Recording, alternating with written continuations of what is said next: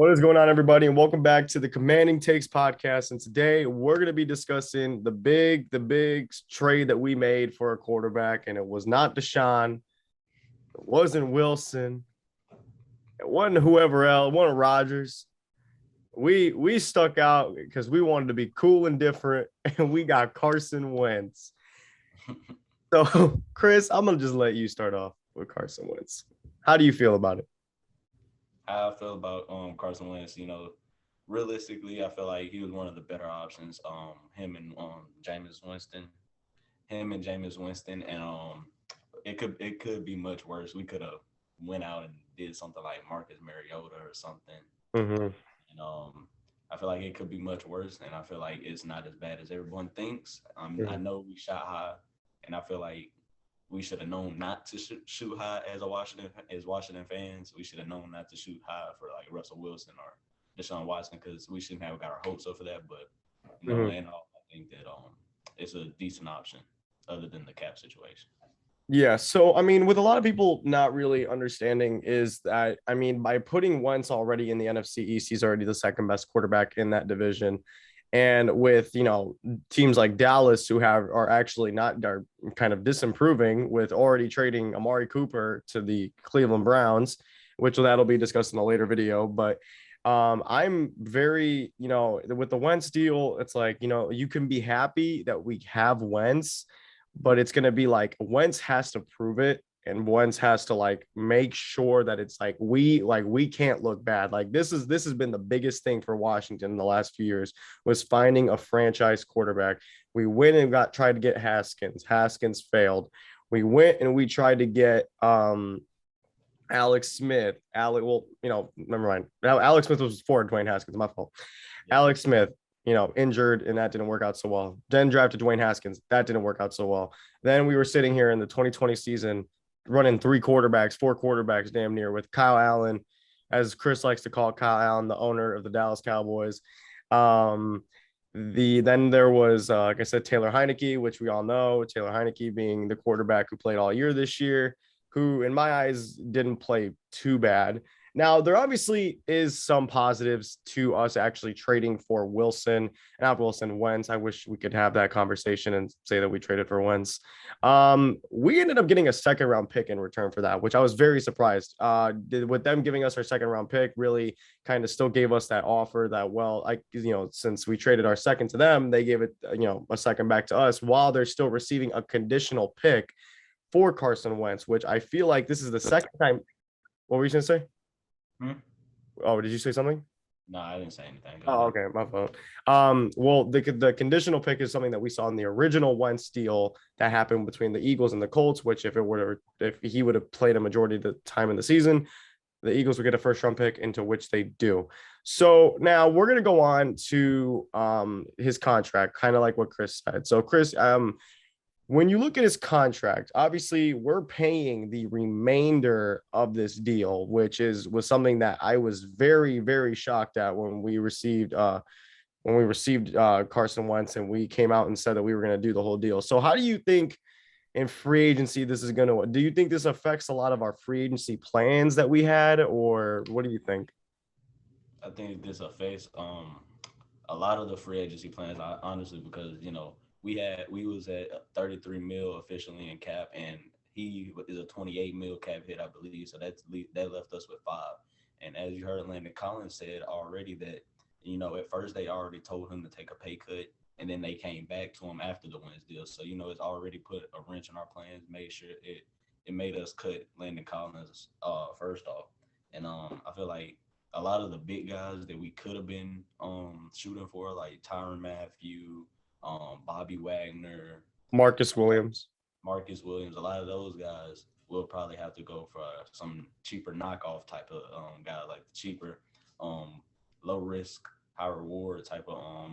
Good example probably would be Quandre Diggs, who just tore his MCL and ACL. So his money that he's going to be wanting this free agency this year is not going to be what he wants. Yeah. Now, do you think Wentz is going to reconstruct the deal? Honestly, I hope so. I don't necessarily know like where his mind at with with restructuring and all types of things. He kind of has. I feel like he has like 1 year to prove he can be a starter still left, and this may be his last big contract. So if we cut him and get rid of this deal after this year, It doesn't he affect us. might not. Yeah, it wouldn't affect us. But I'm saying like he may not ever get another 28 mil in 1 year like this ever again. So he may Mm-hmm. take the opportunity and take this 28 mil and run with it, or he can try to help us win. But he does. We have like no like pull on him because like honestly right now he doesn't know he don't we don't know if he's gonna be here longer than a year or not. So he doesn't know that. I'm pretty sure he knows that this may be his last year. So he may take Yeah. the money. So now, obviously, there's going to be parts of this. We're going to kind of explain like a little bit more how me and Chris are explaining some of the things now. What does this mean for Washington? Now, the big question, I guess, that everyone wants to know is, can Carson Wentz lead the Commanders to the playoffs? I'm going to let Chris go first. I'm going to go second because it's a really big toss up. I think that honestly he could lead us to the playoffs. We got a way easier schedule, Mm. um, than last year. We weren't that far off with what we had last year with the top five hardest schedules in the league and Taylor Heineke. And I think he's definitely an upgrade from Taylor Heineke, right? Right. So he has experience making the playoffs before. I'm sure. Yeah, he's made the playoffs before, and I think he gives us a chance to make the playoffs. But the Mhm. thing is, and a lot of people like to say, oh, well, he messed up the Jazz game, but like I said, like it's a lot of people. Andrew Luck didn't even beat the Jags before. The Colts have a hard time beating the Jags. Mhm. I think like something like at home or something like that. Something weird that they haven't beat the Jags in a minute at like home or away or something. Yeah. And I feel like that's the asterisk that Carson Wentz received at the end of the year. I think that as soon as he lost that Colt game, everyone just hopped on his case. And I think the Colts panicked. I think the Colts felt like that they had to trade Carson Wentz to think that they could go to sleep at night or whatever. I don't know. But now the good thing about this is, though, now with Wentz being traded, and I know that this is not a big deal in Washington, but do you think Wentz is going to be the answer for McLaurin and him, this dynamic duo? Do you think this could be an elite duo? Not elite, let me say this, a top 15, top 10 quarterback wide receiver duo in the league. Since this is the first time in Carson Wentz's whole career he's ever had a wide receiver, I think, that received for over 1,000 yards. And I know you guys are going to say Zach Ertz. He's a tight end. I'm meaning as a true number one wide receiver. Do you think this could technically or potentially be a dynamic duo? Honestly, I feel like we say this most almost every year with Terry McLaurin since his rookie year. Oh, we get him this quarterback, he's gonna be able to release his potential. We get him this quarterback, he'll be able to release his potential. And I Mhm. still believe that wholeheartedly. But the thing is, we're gonna have to see. We said it with Ryan Fitzpatrick. Oh, Ryan Fitzpatrick's probably the best deep ball thrower Terry McLaurin's gonna ever play with, and then he got hurt. So we just got to make sure that he stays healthy. He actually plays, unlike Ryan Fitzpatrick did, and I feel like they could be a really good duo. I think Wentz has the arm talent to actually get him the ball, though, unlike Taylor Heineke could this year at some Yeah. points. Now, so obviously, with discussing the entire situation of Carson Wentz being traded, we kind of touched on everything. Now we're gonna move on to, I think, the bigger question is in, I believe the draft is in April. Now, I think me and Chris have been discussing this over and over, and I think I have my own beliefs on it. Does Washington even at this point draft a quarterback in this year's draft with knowing that this quarterback class is not as strong and with us picking up Wentz? 2023 draft class, I like them a lot. I like CJ Stroud. I like Bryce Young. I like DJ U. Not even gonna try his last name right now. I like DJ U if he has a comeback year. I like a Mhm. couple other quarterbacks in that draft class, and I think that if we waited till then, it's not the worst thing possible. But at the same time, right now I think they really like Malik Willis. I don't know if Malik Willis is gonna make it to us at this point, but if he does, I do expect us to probably take him. And then you got Desmond Ritter in the second round we could possibly take a look at. But other than that, I don't see many more options unless they have some love for Matt Corral or something. Yeah. So now, obviously, I for me, like you said, with N'Kobe Dean, Garrett Wilson's and up there in my projections. Sauce Gardner, if he even falls to being 11. Mhm. What would be the weirdest thing? Would you say trading out of that pick would be the end of the world?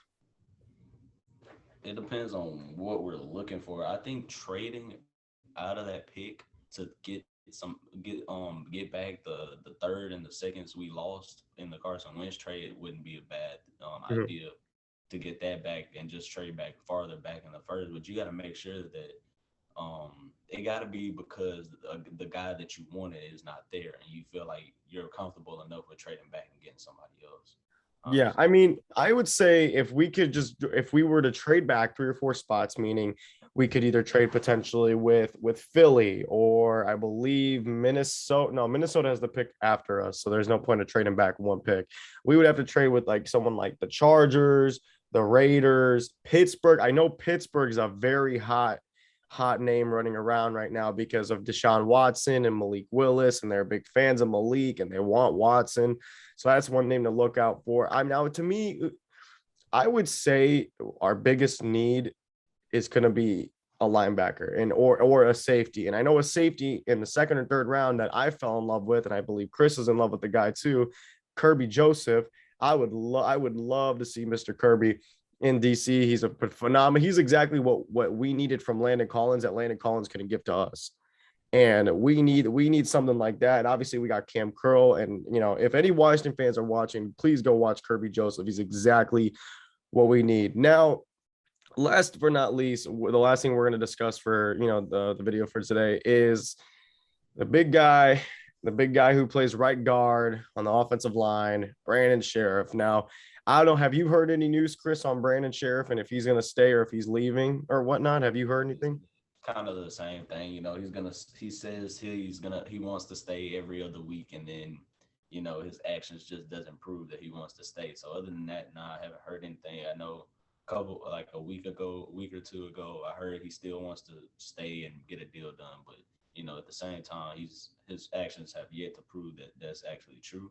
Mhm. So he's gonna walk. I'm gonna tell you now, he's gonna walk. And the good thing about him walking is we're gonna get like a second or third round conditional pick the next year. So he'll Mhm. be Yeah, definitely. and I've also seen a lot of mock drafts and a lot of trade rumors and not trade rumors, but free agency signings is that we're aiming to get another running back. Do you know the reason why we're going to get another running back? I've seen Sony Michelle. I've seen who else? Oh my lord, I can't even think right now. I've just seen a lot of Sony Michelle. Do you think we need another running back in our running back room? Necessarily, I think that the running back room is fine. I mean, we could draft. Nah. I mean, like a later round guy like Cook brother or Zamir White. But honestly, I think the running back room is fine. JP is gonna get better. JP was cool. JD is cool. We also need to re-sign him sooner than later because Oh, JD, I'm surprised that JD has not been re-signed yet. That is kind of like it should scary. be coming. I'm not. It's getting scary because the deadline's coming up.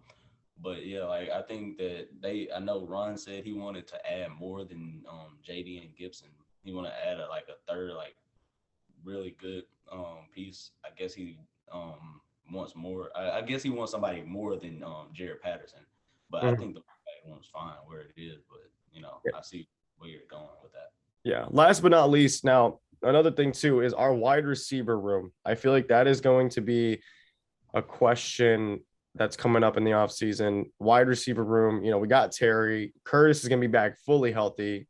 God, please let the man be healthy.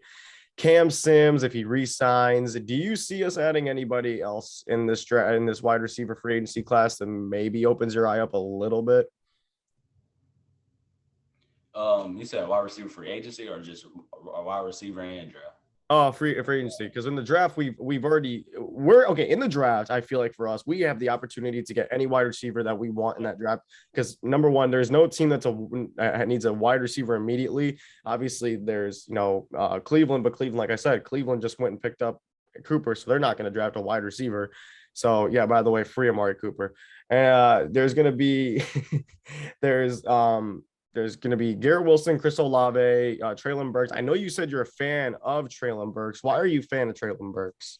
I like Traylon Burks. He has good side, decent speed. Reminds me of AJ Brown. I feel like other than Cam Sims, we don't have like a big body receiver, and he has way more potential than Cam Sims, obviously. So Oh I feel yeah, like yeah, for sure. And now if you wanted a guy like, kind of like a Cam Sims, but like a little, oh, not a little bit better, way better, why not looking at a guy like Drake London out of USC?